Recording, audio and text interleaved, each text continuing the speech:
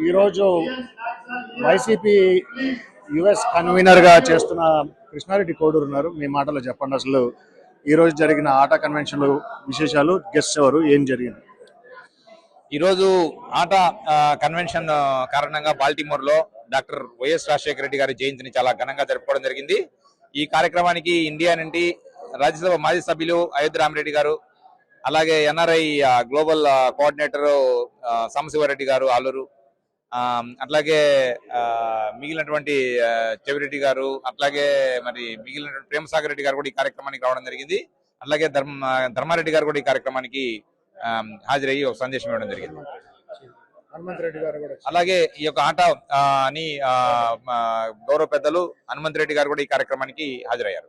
So actually దీనికి ఈ సదస్సు ముఖ్య ఉద్దేశం ఏంటి, ఏం అచీవ్ చేశారు ఈరోజు?